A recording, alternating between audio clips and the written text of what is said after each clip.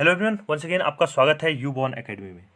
जैसा कि हम पहले बता चुके हैं कि हम इस चैनल में कक्षा 6 से कक्षा 10 तक की साइंस को पूरी तरह डिकोड करेंगे। क्लास 10 के अंतर्गत साइंस का 5th टैप से चल रहा है, जिसका नाम है पीरियोडिक क्लासिफिकेशन ऑफ एलिमेंट्स, तत्वों का आवर्त वर्गीकरण। आज के इस वीडियो में हम एनसीईआरटी में दिए गए जो इंटेक्स्ट क्वेश्चन है, अभ्यास के अंतर्गत जो दिए गए प्रश्न है, उनकी जानकारी लेंगे।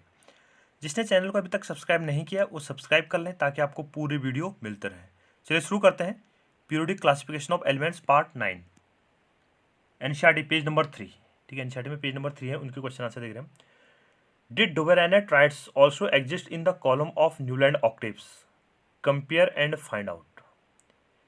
क्या डुबेरानर के जो त्रिक थे वो न्यूलैंड के अष्टक जो नियम था, न्यूलैंड का ऑक्टेव लॉ आया था, तो न्यूलैंड के अष्टक नियम में भी पाए जाते हैं। ठीक है, न्यूलैंड का जो अष्टक कॉलम है, ठीक है, स्तंभ है, उसमें भी पाए जाते हैं।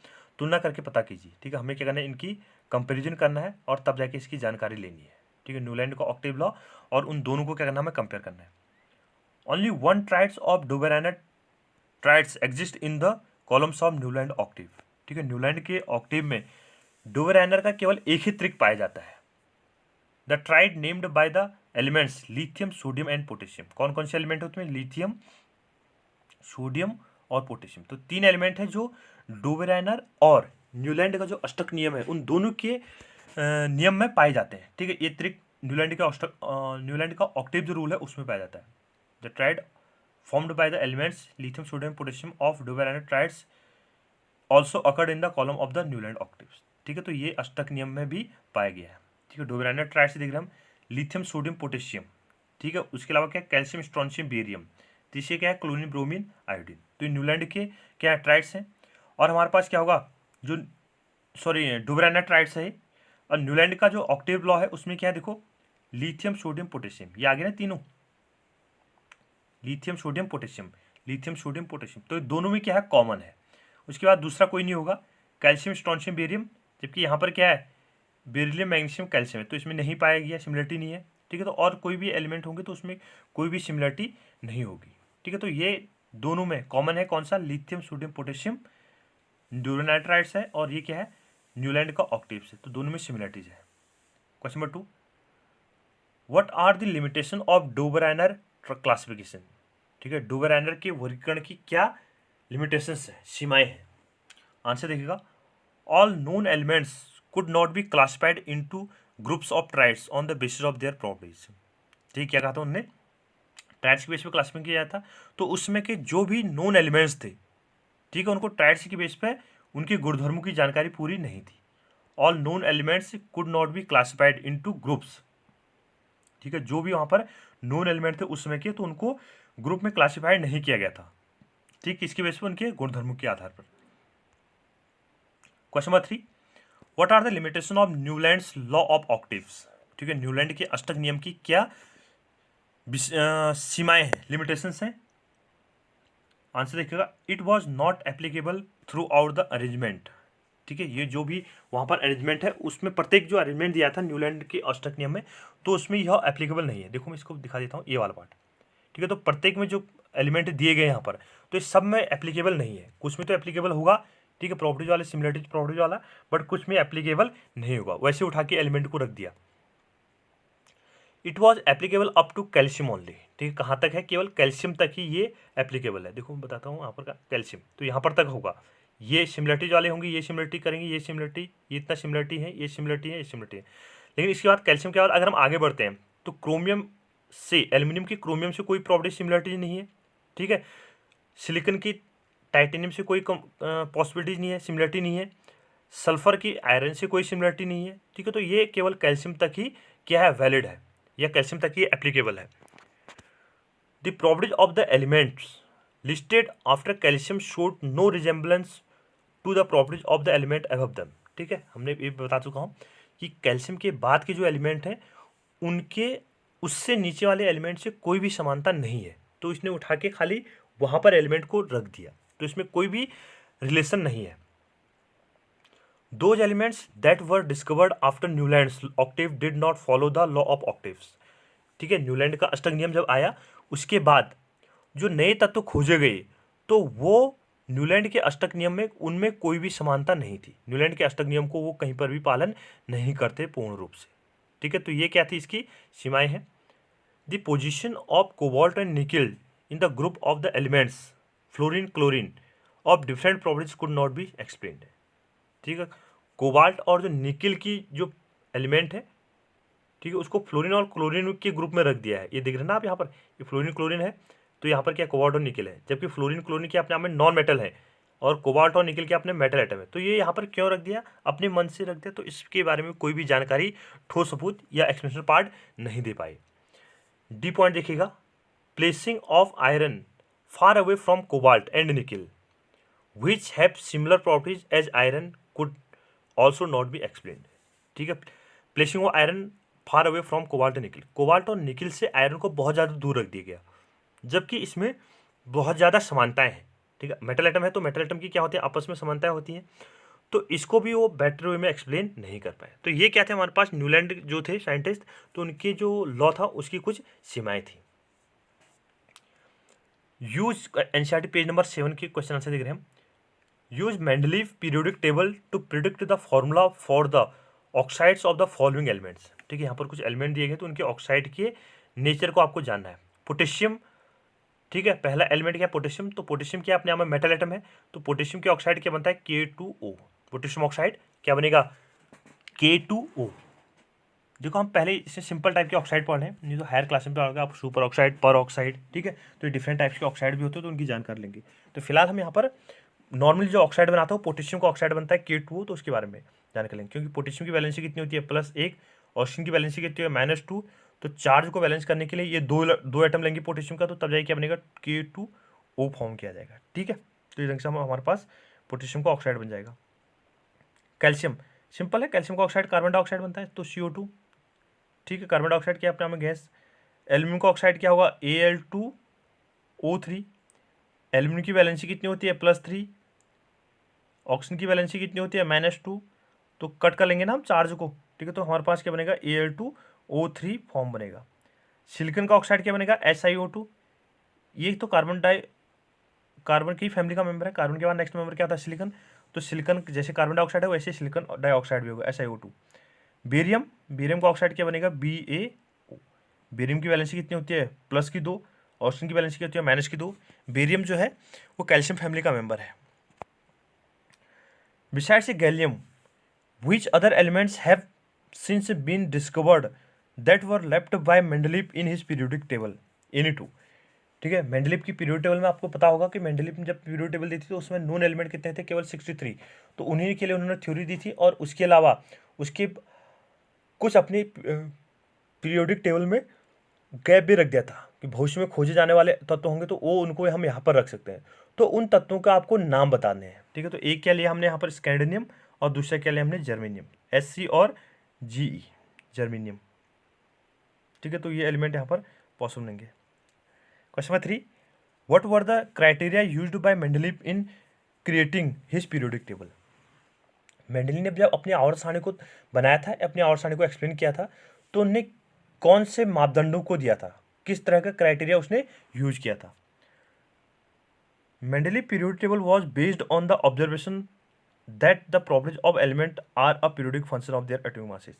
देखो मेंडलीव का जो पीरियोडिक टेबल था वो किसके बेस पे आई थी, एटॉमिक मास के बेस पे आई थी। ठीक है, तो क्या कहा था उन्होंने, जो एलिमेंट है वो किसके, elements are a periodic function of their atomic masses. ठीक है, तो एटॉमिक मास की बेस पे उसने थ्योरी को अपने एक्सप्लेन किया था। This means that if elements are arranged in the increasing order of their atomic masses then their properties get repeated after regular intervals. ठीक है, उन्होंने क्या कहा था, अगर हम तत्वों को उनके बढ़ते परमाणु द्रव्यमान के आधार पर रख दें तो एक सर्टेन इंटरवल के बाद, ठीक है, एक निश्चित इंटरवल, ठीक है, के बाद क्या होगा, उनके गुणधर्मों में क्या होगी, समानता होगी। ठीक है, एक निश्चित समयांतराल के बाद उनके जो गुणधर्म होंगे वो क्या होंगे, रिपीट हो जाएंगे। ठीक है, तो ये क्या था हमारे पास, मेंडलीव की आवर्त सारणी थी। ठीक है, तो मेंडलीव की आवर्त सारणी किसकी बेस पे आई थी, एटॉमिक मासेस की बेस पे आई थी। ठीक है, तो स्टेटमेंट क्या था, elements are a periodic function of their atomic masses. तत्वों के गुणधर्म उनके परमाणु द्रव्यमान का आवर्ती फलन होते हैं। तो ये मेंडलीव की पीरियोडिक टेबल का स्टेटमेंट है, याद रखिएगा, पूछा जाता है कि मेंडलीव की पीरियोडिक टेबल का स्टेटमेंट क्या है। Question number 4, why do you think the noble gases are placed in a separate group. ठीक है, नोबल गैसेज को एक अलग समूह में रखा गया है, तो आपको इसके बारे में कुछ जानकारी देनी है। तो क्या कह रहे हो, आपके अनुसार जो नोबल गैसेज है उनको अलग समूह में क्यों रखा गया है, उनको सेपरेट ग्रुप में क्यों रखा गया है, तो आपको इसके लिए कुछ एक्सप्लेनेशन पार्ट देना है। Noble gases are inert elements. Noble gases या अक्रिय गैसें या निष्क्रिय गैसें या उत्कृष्ट गैसें। तो उत्कृष्ट गैसें क्या है, अपने आप में इनर्ट है, अक्रिय है, ठीक है, उनमें कोई भी अभिक्रिया नहीं पाई जाती है। Their properties are different from all other elements. इनकी जो गुणधर्म है वो अन्य तत्वों से बिल्कुल अलग है, ठीक है, उनमें कोई भी समानता नहीं है। Therefore the noble gases are placed in a separate group. इसलिए हमने जो नोबल गैसेज हैं उनको एक अलग समूह में रखा हुआ है। एनसीईआरटी पेज नंबर 12, ठीक है, पेज नंबर 12 की प्रश्न उत्तर देख रहे हम। How could the modern periodic table remove various anomalies of Mendeleev periodic table. ठीक है, आधुनिक आवर्त सारणी, ठीक है, जो आई थी, किसकी थी आधुनिक आवर्त सारणी, मोजली, हेनरी मोजली थे, उन्होंने 1913 में मॉडर्न पीरियोडिक टेबल को एक्सप्लेन किया था। ठीक है, तो क्या कह रहे हैं हम, आधुनिक आवर्त सारणी मॉडर्न पीरियोडिक टेबल में किस प्रकार मेंडलीव की जो आवर्त सारणी में जो विसंगतियां थी, ठीक है, उनको दूर किया। आंसर देखिएगा, Mendeleev was unable to give fixed position of hydrogen and isotopes in the periodic table. Mendeleev ने जब पीरियोडिक टेबल दी थी तो उसके पीरियोडिक टेबल में, ठीक है, हाइड्रोजन की कोई एक निश्चित स्थान नहीं था और आइसोटॉप्स के लिए भी कोई स्थान नहीं था। In Mendeleev periodic table then the increasing manner of atomic masses of the element is not always regular from one to next. Mendeleev की जो आवर्त सारणी थी वो किसके बेस पे थी, आपको याद होगा, एटॉमिक मास के बेस पे। तो ये मेंडलीव की जब आवर्त सारणी एटॉमिक मास के बेस पे थी, तो यहाँ पर जो कुछ तत्व ऐसे हैं जो हमेशा, मतलब मेंडलीव ने आवर्त सारणी में एटॉमिक मास वाला जो कंसेप्ट है उसका हमेशा फॉलो नहीं किया। कोबाल्ट और निकिल इसका एग्जांपल है। तो कोबाल्ट और निकिल के एटॉमिक मासेस में क्या चेंजेस है, ठीक है, मतलब जो जिसका कोबाल्ट का एटॉमिक मासेस क्या ज़्यादा है उसको निकिल से पहले रख दिया, जबकि आना क्या चाहिए था, पहले निकिल आना चाहिए था, तब जाके कोबाल्ट आना चाहिए था। तो ये उसके रेगुलर जो नियम था उसको फॉलो नहीं किया। It was believe that a more fundamental properties than atomic masses could explain periodic properties in a better manner. ठीक है, इससे बढ़िया क्या किया जो मॉडर्न लॉ है पीरियोडिक टेबल का, ठीक है, तो उसमें जो धातुएं हैं उनको प्रॉपर्टीज बेहतर तरीके से उनकी प्रॉपर्टीज को एक्सप्लेन किया गया, तब जाके उन तत्वों को प्लेस किया गया। इट वॉज हेनरी मोजले who demonstrated that atomic number of an element could explain periodic property in a better way than the atomic mass of an element and arranged the elements in increasing order of their atomic numbers। देखो हमने क्या कहा था, जो Mendeleev थी, Mendeleev की periodic table तो atomic mass के बेस पे थी, परमाणु द्रव्यमान के बेस पे थी, लेकिन हेनरी मोजली की जो पीरियोडिक टेबल थी वो एटॉमिक नंबर के बेस पे थी, परमाणु संख्या के आधार पर थी। ठीक है, उन्होंने बेटर वे से डेमोन्स्ट्रेट किया, एक्सपेरिमेंट पार्ट दिया कि जो पीरियोडिक टेबल है, जो पीरियोडिक प्रॉपर्टीज है, वो एटॉमिक नंबर के बेस पे है, यानी परमाणु क्रमांक के आधार पर जो तत्व हैं उनसे सीधा संबंध है, परमाणु द्रव्यमान से उनका कोई भी संबंध नहीं आता है। ठीक है, तो इन्होंने क्या किया, तभी जाके जो आइसोटॉप्स हैं, आइसोटॉप्स वो होते हैं जिनका एटॉमिक नंबर क्या होता है, सेम। एटॉमिक नंबर क्या होगा उनका, सेम, एक जैसा होता है, लेकिन एटॉमिक मास क्या होता है, डिफरेंट होता है। तो सेम एटॉमिक नंबर है तो तब जाके उनकी पोजीशन भी क्या हो जाएगी, सेम होगी। ठीक है, और ये क्या था, इसकी बेस पर तब जाके मेंडलीव की आवर्त सारणी को मोजले जो साइंटिस्ट आए थे उनने विसंगतियों को दूर किया था। Name two elements you would expect to shows chemical reaction similar to magnesium, what is the base of your choice. Magnesium की तरह रासायनिक अभिक्रियाएं दिखाने वाले दो तत्वों के नाम लिखिए, आपके चयन का क्या आधार है। आंसर देखिएगा, calcium and strontium. Magnesium, calcium, strontium, barium और रेडियम, तो ये इस समूह के तत्व हैं। तो calcium and strontium are expected to show chemical reaction similar to magnesium. Calcium और स्ट्रोंशियम मैग्नीशियम की तरह रासायनिक अभिक्रियाएं देंगे। This is because the number of valence electron 2 is same in all these 3 elements. ठीक है, मैग्नीशियम के भी वैलेंस इलेक्ट्रॉन कितने होते हैं, प्लस के दो इलेक्ट्रॉन होते हैं, तो वैसे भी कैल्शियम के भी कितने वैलेंस इलेक्ट्रॉन होते हैं, 2। स्ट्रोंशियम के भी कितने वैलेंस इलेक्ट्रॉन होते हैं 2। तो इन सब की जो संयोजकता है, ठीक है, वैलेंसी कितनी है +2 है, तो इनकी केमिकल प्रॉपर्टीज भी क्या होंगी, एक जैसी। And since chemical properties are due to valence electron they show the same chemical reaction, ठीक है, इनकी जो केमिकल प्रॉपर्टीज है एक जैसी है, किसकी बेस पे, वैलेंस इलेक्ट्रॉन के बेस पे। तो संयुक्ता इलेक्ट्रॉन एक जैसे होने के बेस पे उनकी जो रासायनिक गुणधर्म है वो भी एक जैसे होते हैं, ठीक है। तो यही हमने यहाँ पर मैग्नीशियम की तरह कैल्शियम और स्ट्रोंशियम को रिएक्शन दिखाने का आधार लिया। नेम, ठीक है, आपको इनके कुछ के नाम लिखने हैं। 3 elements that have a single electron in their outermost shell, सबसे बाहरी कक्षा में एक इलेक्ट्रॉन है, ठीक है, तो उनके 3 एग्जाम्पल आपको लिखने हैं। तो लिथियम, सोडियम, पोटेशियम। तो फर्स्ट ग्रुप है S1 ग्रुप है, समूह फर्स्ट। तो lithium, sodium, potassium, rubidium, caesium, francium, तो ये सारे इस तत्व के एलिमेंट है, तो इसको आप लिख सकते हैं। दूसरा है 2 elements that have 2 electrons in their outermost shell, ठीक है, 2 तत्वों के नाम लिखने हैं जिसके सबसे बाहरी कक्षा में कितने इलेक्ट्रॉन होंगे, 2 इलेक्ट्रॉन। तो आपके पास एग्जाम्पल क्या हो जाएगा, मैग्नीशियम, कैल्शियम। मैग्नीशियम कितना होता है, 12 एटॉमिक नंबर, ठीक है, तो 12 एटॉमिक नंबर है मैग्नीशियम का, तो कॉन्फिगरेशन क्या होता है, 2 8 2, ठीक है, तो सबसे बाहरी कक्षा में कितने इलेक्ट्रॉन है, 2 इलेक्ट्रॉन। वैसे कैल्शियम का एटॉमिक नंबर कितना है, 20, तो 2 8 8 2, तो ये क्या हमारे पास एलिमेंट है। सी ऑप्शन सी देखिएगा, 3 elements with fixed outermost shell, ठीक है, जिसके बाहरी कक्षा क्या होंगे, पूर्ण होंगे, ठीक है, पूर्ण रूप से बाहरी कक्षा भरे हुए हैं, तो उनके 3 एग्जाम्पल लिखने हैं। तो ये क्या होंगे, नोबल गैसेज। कौन सी हैं, नोबल गैसेज। तो ग्रुप 18 के जो मेंबर हैं वो नोबल गैस के अंदर आते हैं। तो नियॉन, ऑर्गन, जिनॉन, क्रिप्टॉन, ठीक है, रेडॉन, तो ये सारे क्या हैं, इसके अंदर रख सकते हैं इसको। Question number 4, lithium, sodium, potassium are all metals that react with water to liberate hydrogen gas. Is there any similarity in the atoms of these elements. Lithium, sodium, potassium, ये अपने आप में क्या है, सभी धातु हैं, जल से अभिक्रिया कर हाइड्रोजन गैस रिलीज करते हैं। क्या इन तत्वों के परमाणु में कोई समानता है, यस, ठीक है, समानता इसमें जरूर होगी, क्योंकि एक जैसी प्रॉपर्टी दिखा रहे तो इनमें सब में समानता एक जैसी होगी।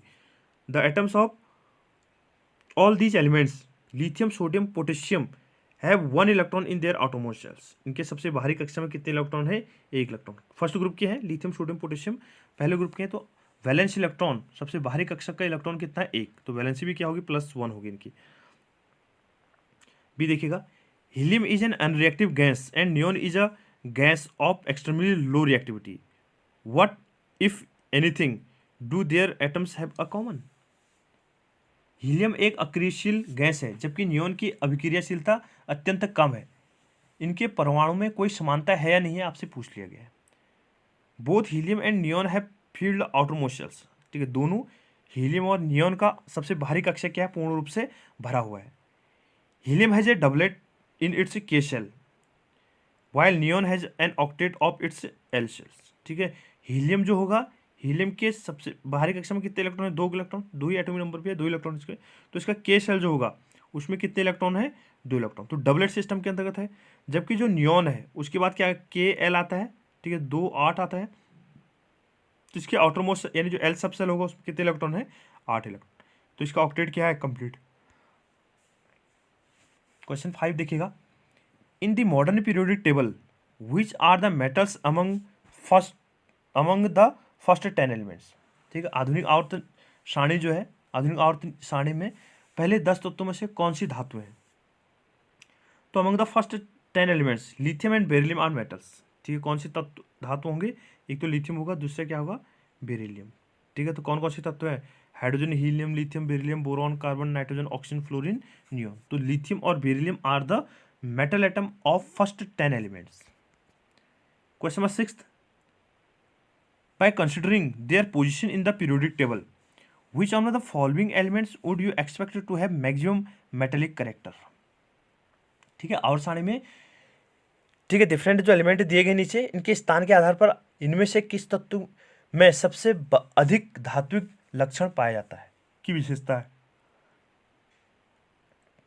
कौन कौन से दिए गए आपको, गैलियम, जर्मेनियम, आर्सेनिक, सेलेनियम और बेरिलियम, ठीक है। तो since beryllium is lies to the extreme left hand side to the periodic table.